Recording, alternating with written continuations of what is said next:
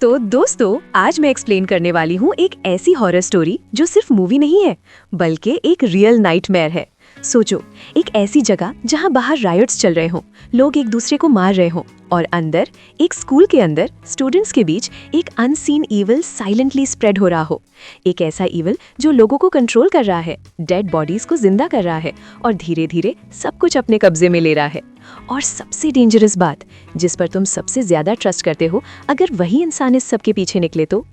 आज की स्टोरी है पेम्बंतायन दुकुन सांतित, मैसेकर ऑफ विचेस, एक ऐसी फिल्म जो रियल इवेंट से इंस्पायर्ड है। और ट्रस्ट मी, ये स्टोरी आपको सिर्फ डराएगी नहीं बल्कि आपको अंदर तक डिस्टर्ब कर देगी।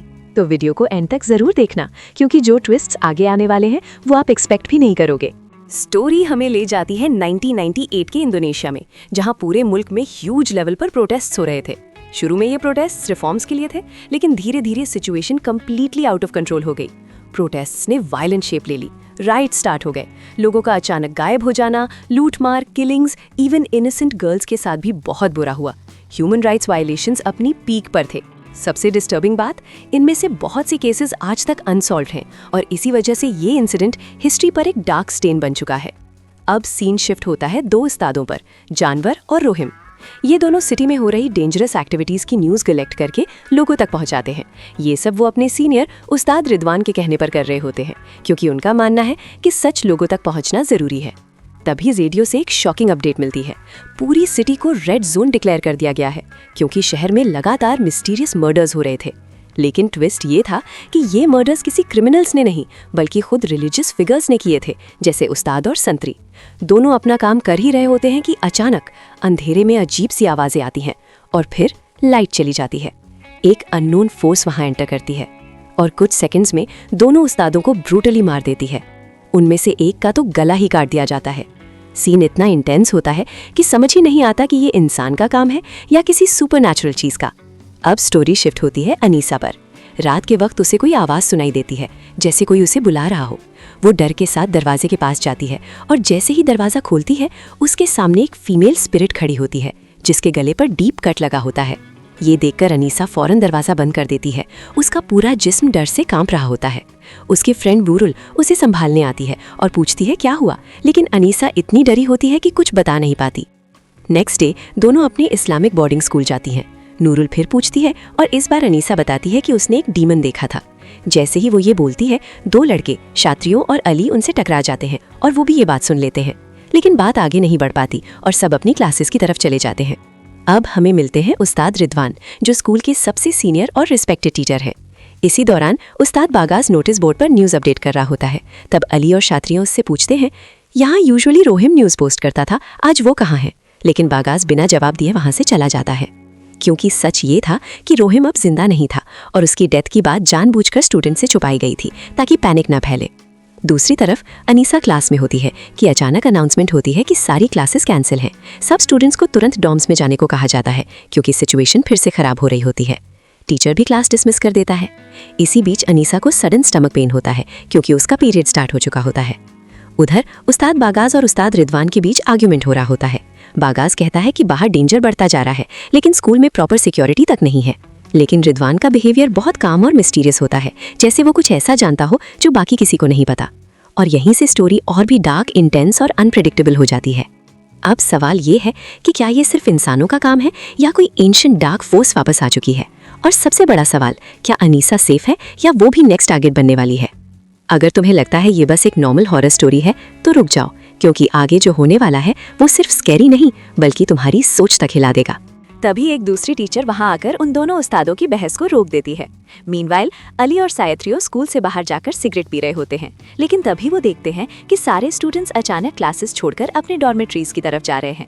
ये देखकर सायत्रियो को काफी अजीब लगता है, क्योंकि ऐसा पहले कभी नहीं हुआ था और वो ऑलरेडी सुबह वाली बात से भी थोड़ा डिस्टर्ब्ड होता है जब अनीसा ने डीमन का नाम लिया था। इस पर अली कैजुअली कहता है कि शायद अनीसा थक गई होगी, इसलिए उसे हेल्यूसिनेशन हुआ होगा। लेकिन सायत्रियो सेटिस्फाई नहीं होता और वो डिसाइड करता है कि डायरेक्टली अनीसा से बात करेगा। दोनों अनीसा के पास जाते हैं और उससे सीधा पूछते हैं, क्या तुमने सच में डीमन देखा था? इस बार अनीसा क्लियरली हाँ बोल देती है, लेकिन उससे आगे कुछ कह पाए उससे पहले ही उस्ताद रिदवान वहाँ आ जाता है और उन तीनों को रोक देता है। उसको उन दोनों लड़कों से सिगरेट की स्मेल भी आती है। वो उनसे पूछता है, तुम दोनों ने सिगरेट पी है? दोनों सीधा झूठ बोल देते हैं, लेकिन रिदवान फौरन अली की पॉकेट से मैच बॉक्स निकाल लेता है और सच सामने आ जाता है। उस्ताद फिर उन्हें समझाता है कि वो अपने आप को डिस्ट्रक्शन की तरफ ले जा रहे हैं, जो बहुत डेंजरस है, और फिर उन दोनों को ऑर्डर देता है कि तुरंत अपनी डॉर्म्स में चले जाओ। रात होती है। सायत्रियो अली से कहता है कि उसे बहुत अजीब फील हो रहा है, क्योंकि पूरे दिन उसने ना उस्ताद रहीम को देखा और ना ही उस्ताद जानवर को, और ये बात क्लियरली नॉर्मल नहीं थी। बाकी उस्ताद भी काफ़ी स्ट्रेंज बिहेव कर रहे होते हैं, लेकिन अली उससे कहता है कि ज़्यादा मत सोचो। पर सायत्रियों के दिमाग में ये बात अटक जाती है और वो डिसाइड करता है कि वो खुद जाकर किसी उस्ताद से बात करेगा। मीनवाइल अनीसा अपने रूम में अकेली बैठी होती है। तभी उसकी विंडो अपने आप खुल जाती है। वो डर के साथ जाकर उसे बंद करती है और फिर सोने की कोशिश करती है, लेकिन जैसे ही वो आंखें बंद करती है उसे वही कट गला वाली लेडी फिर से दिखने लगती है। इस बार अनीसा इतनी डर जाती है कि वो सीधा बाहर भाग पड़ती है, लेकिन अब वो स्पिरिट उसके सामने आ जाती है। अनीसा भागते भागते एक कुआं के पास जाकर छुप जाती है।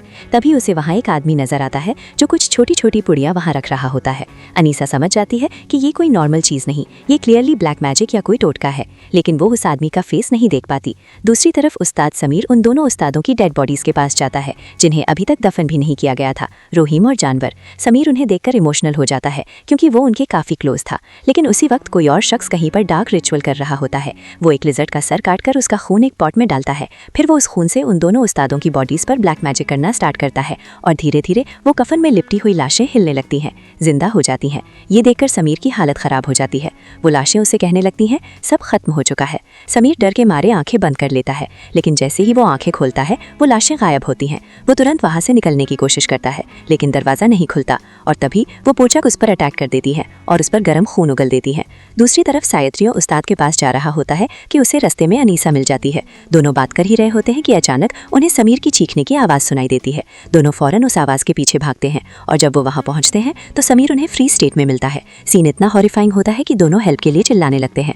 बाद में समीर को एक रूम में ले जाया जाता है जहाँ बाकी स्टूडेंट्स और टीचर्स भी मौजूद होते हैं। ये सब देखकर अनीसा कहती है कि ये सब कर्ज की वजह से हो रहा है, लेकिन कोई भी उसकी बात पर यकीन नहीं करता। तभी कुछ उस्ताद वहाँ आकर सब स्टूडेंट्स को वहाँ से हटा देते हैं। समीर की हालत देखकर डिसाइड होता है कि एक पावरफुल रिलीजियस हीलर काई को बुलाया जाए। कुछ देर बाद काई वहाँ आ जाता है और आते ही समझ जाता है कि यहाँ कुछ बहुत गलत हो रहा है। तभी पता चलता है कि दोनों उस्तादों की बॉडीज भी गायब हो चुकी हैं। ये देखकर काई गुस्से में आ जाता है। वो कहता है कि अगर उनका प्रॉपर बैरियल हो जाता तो ये सब नहीं होता। फिर वो उस्ताद रिदवान से पूछता है कि बैरियल क्यों नहीं किया गया।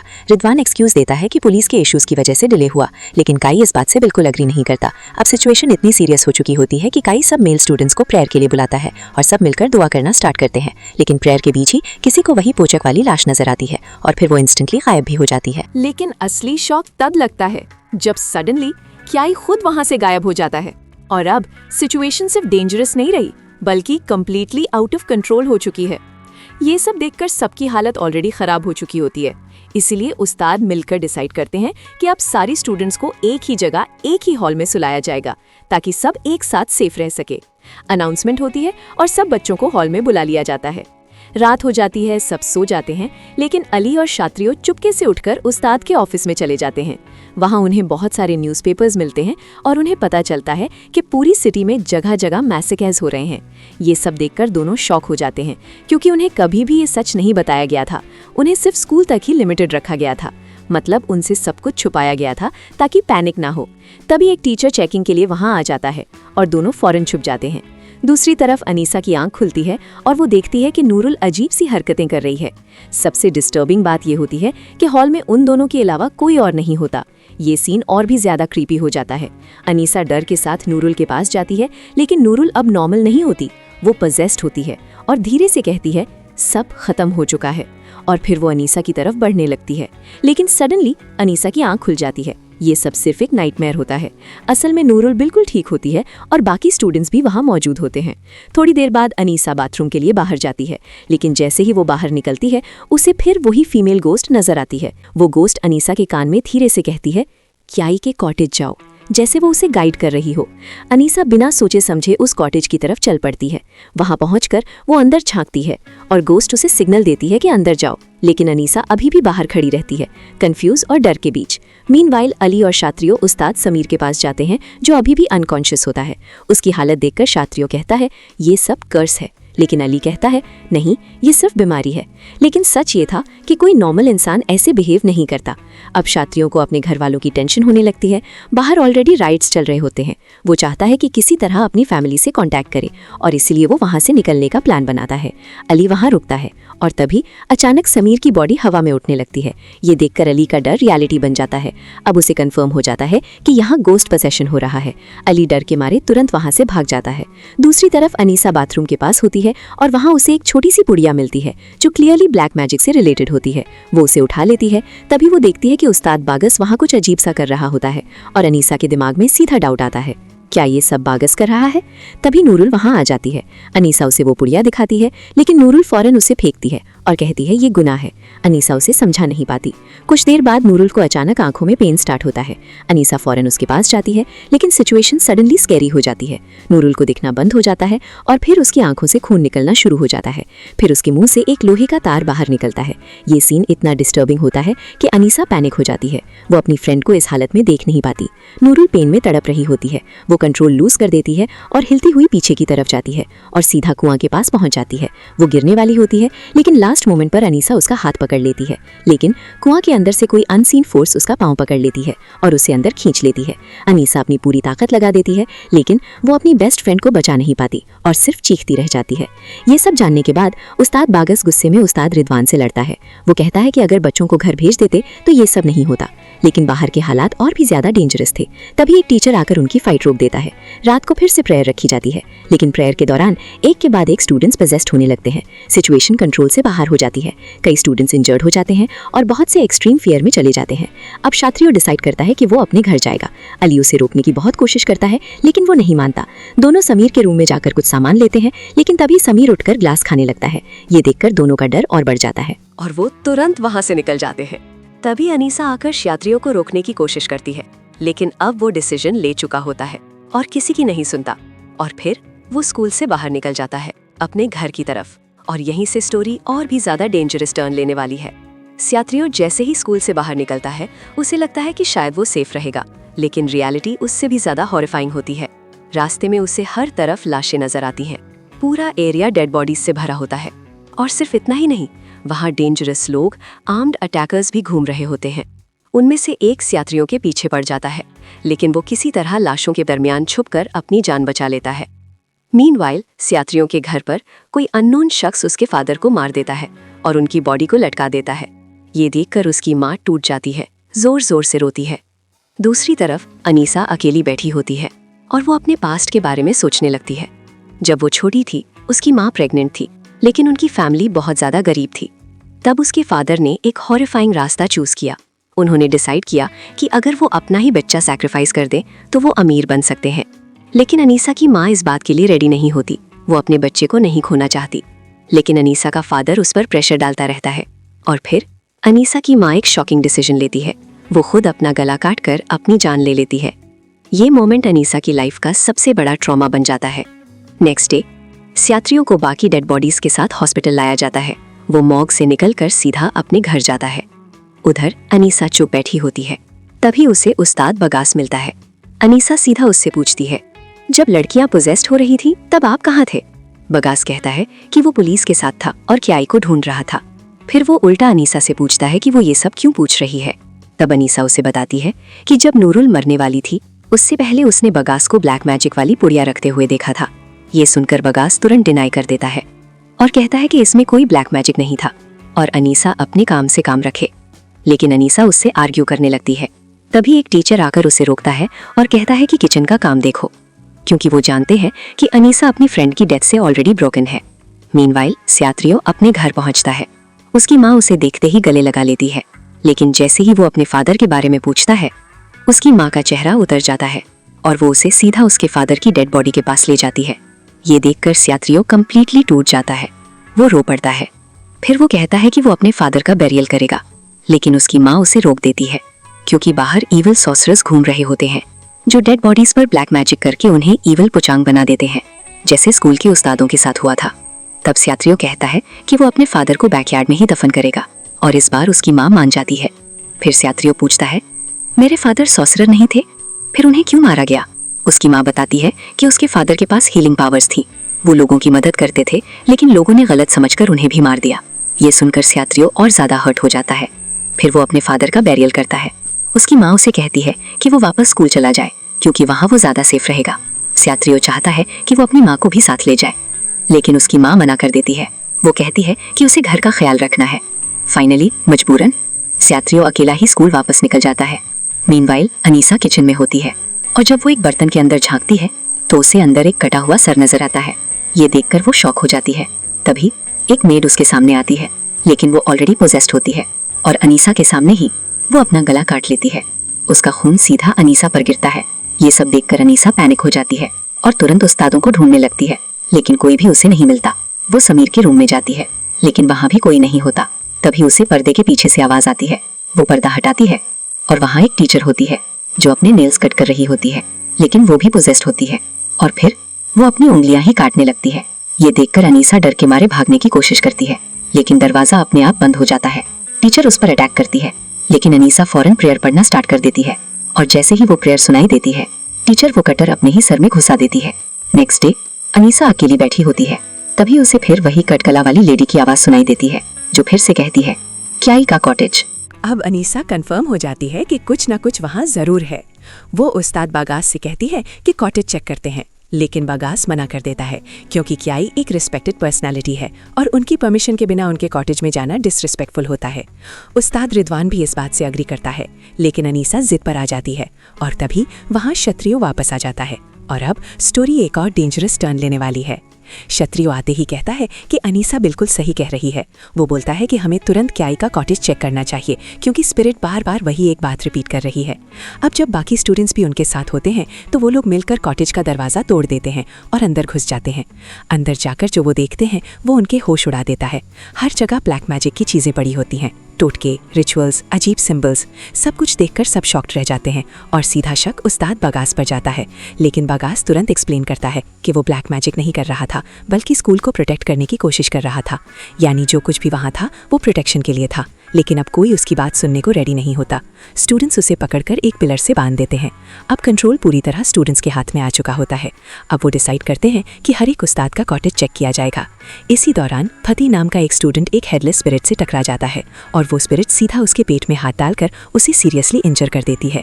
उसकी चीख सुनकर अली और उसका दोस्त वहां आते हैं और उसे उठाकर बागास के पास ले जाते हैं। मीनवाइल क्षत्रियो और अनीसा एक और कॉटेज के बाहर खड़े होते हैं जिसका दरवाजा लॉक्ड होता है। क्षत्रियो फोर्स से दरवाजा तोड़ देता है और अंदर चला जाता है, लेकिन जैसे ही वो अंदर जाता है दरवाजा अपने आप बंद हो जाता है और अनीसा बाहर ही रह जाती है। वो दरवाजा खोलने की बहुत कोशिश करती है लेकिन नहीं खुलता। इसी बीच अनीसा को फिर वही कटकला वाली स्पिरिट नजर आती है। अब उसे समझ आ जाता है कि ये स्पिरिट उसे गाइड कर रही है। वो उस्ताद रिदवान के कॉटेज के बाहर जाकर अंदर झांकती है और जो वो देखती है वो सब कुछ क्लियर कर देता है। अंदर कोई ब्लैक मैजिक परफॉर्म कर रहा होता है। अनीसा तुरंत बाकी लोगों को बताने के लिए भागती है, लेकिन ब्लैक मैजिक की पावर उसे खींचकर अंदर ले लेती है और दरवाजा बंद हो जाता है। दूसरी तरफ स्टूडेंट्स बागास को आजाद कर देते हैं ताकि वो फती की हेल्प कर सके, लेकिन तभी अचानक लाइट्स ऑफ हो जाती हैं और अब सबसे बड़ा ट्रूथ सामने आता है। ब्लैक मैजिक करने वाला कोई और नहीं बल्कि खुद उस्ताद रिदवान होता है। रिदवान अपनी डार्क पावर से अनीसा को हवा में उठा देता है और उसके हाथ पांव में कीलें ठोक देता है। सीन बहुत इंटेंस हो जाता है। अनीसा फिर भी हिम्मत नहीं हाराती, वो लगातार प्रेयर पढ़ती रहती है। तब रिदवान कहता है, बड़े बड़े स्कॉलर्स और हीलर्स जहन्नम में चल रहे हैं और तुम भी चलोगी। फिर वो अपना असली प्लान रिवील करता है कि उसने ये सब सैक्रिफाइसेस इसलिए किए ताकि वो इस दुनिया में शैतान को ला सके। वो एक क्ले पॉट के थ्रू ये सारा ब्लैक मैजिक कंट्रोल कर रहा होता है और ये भी क्लियर हो जाता है कि सिटी के अंदर जो किलिंग्स हो रही थी वो भी उसी के प्लान का हिस्सा थी। तभी क्षत्रियो वहां पहुंच जाता है और आते ही रिदवान पर अटैक कर देता है।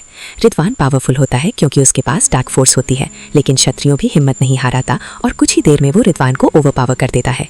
इसी बीच रिदवान के कंट्रोल में आई हुई लाशें यानी पुचांग स्टूडेंट्स पर अटैक करने लगती हैं, लेकिन बागास प्रेयर स्टार्ट कर देता है और यहाँ प्रूफ हो जाता है कि बागास इनोसेंट था। तब अनीसा क्षत्रियों को कहती है, क्ले पॉट तोड़ दो। क्षत्रियो फौरन वो पॉट तोड़ देता है और जैसे ही वो टूटता है सारी लाशें वापस बेजान हो जाती हैं और पूरा ब्लैक मैजिक खत्म हो जाता है।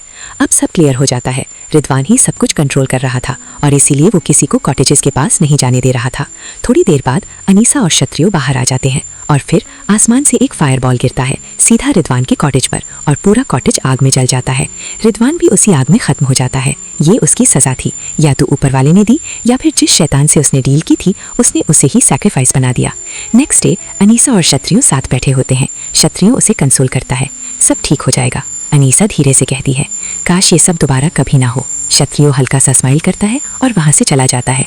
लेकिन जैसे ही वो जाता है अनीसा के पास फिर वही स्पिरिट आती है, वही कटकला वाली औरत, और शॉकिंग ट्रूथ रिवील होता है। वो कोई और नहीं बल्कि अनीसा की अपनी माँ की स्पिरिट होती है, जो हर वक्त उसे प्रोटेक्ट कर रही थी, उसे गाइड कर रही थी। और एंड में हमें बताया जाता है कि ये स्टोरी रियल इवेंट से इंस्पायर्ड है। कैरेक्टर्स और लोकेशंस प्राइवेसी की वजह से चेंज किए गए हैं और स्टोरी को थोड़ा ड्रामेटाइज किया गया है। लेकिन सच ये है कि ऐसे डार्क इंसिडेंट्स रियलिटी में हुए थे और शायद आज भी कहीं ना कहीं ऐसे राज छुपाए हुए हैं। और यहीं पर क्लियर हो जाता है कि जो कुछ भी हो रहा था वो सिर्फ केओस या रायट्स नहीं थे, बल्कि उन सब के पीछे ब्लैक मैजिक का हाथ था। और बूम, इसी के साथ पम्बंतायन दुकुन सांतेत मैसेकर ऑफ विचेस की स्टोरी यहीं एंड होती है। अगर बात करें पम्बंतायन दुकुन सांतेत की ओवरऑल रेटिंग्स और रिव्यूज की, तो ऑनेस्टली ये फिल्म ऑडियंस को मिक्स से लेकर नेगेटिव रिस्पॉन्स मिला है। स्टार रेटिंग्स अर्ली 2026 तक, IMDb rating 4.6/10, genre horror mystery thriller, run time 1 hour 32 minutes, release मई 2025। मतलब नंबर्स क्लियरली शो करते हैं कि फिल्म इतनी स्ट्रॉन्ग इम्पैक्ट क्रिएट नहीं कर पाई। Critics review, simple breakdown, story and plot. Idea काफी स्ट्रॉन्ग था, रियल इवेंट से इंस्पायर्ड, लेकिन एग्जीक्यूशन वीक रहा। स्टोरी काफी जगह रश्ड फील होती है और कई सीन्स कंफ्यूजिंग लगते हैं। प्लॉट होल्स भी काफी ज्यादा हैं, जिस वजह से ऑडियंस प्रॉपर्ली कनेक्ट नहीं कर पाती। विजुअल्स एंड हॉरर एलिमेंट, यहाँ फिल्म स्ट्रॉन्ग है। Dark atmosphere, effective jump scares, strong sound design. लेकिन प्रॉब्लम ये है कि एक्सेसिव गोर और वायलेंस यूज किया गया, जो कभी कभी स्टोरी को सपोर्ट करने के बजाय उसकी कमी को हाइड करता हुआ लगता है। Title issue, misleading factor. Film का टाइटल सुन के लगता है कि ये रियल 1998 इंडोनेशिया किलिंग्स पर बेस्ड होगी, लेकिन रियलिटी में मूवी ज्यादा फोकस करती है फिक्शनल ब्लैक मैजिक स्टोरी पर, जो एक बोर्डिंग स्कूल के अंदर सेट है। इस वजह से काफी लोग डिसअपॉइंट हुए। Acting performances, Aurora Ribeiro, Anisa, Kevin Artelova, Satrio, इन दोनों की एक्टिंग डिसेंट थी, लेकिन उनकी केमिस्ट्री और कैरेक्टर डेप्थ उतनी स्ट्रॉन्ग नहीं बन पाई, जिस वजह से इमोशनल कनेक्शन वीक लगता है।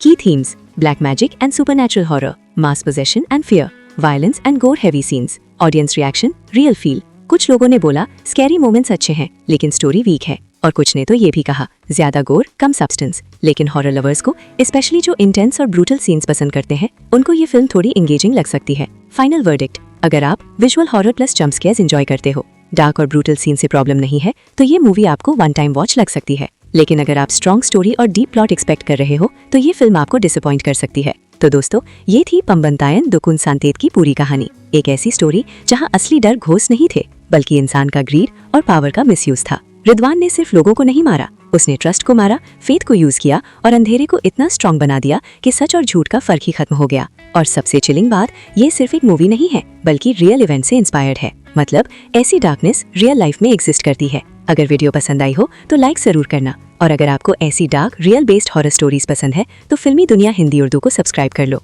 और याद रखना, हर इविल चीज हमेशा अंधेरे में नहीं होती, कभी कभी वो रोशनी के बीच छुपकर तुम्हें देख रही होती है। नेक्स्ट वीडियो में मिलते हैं।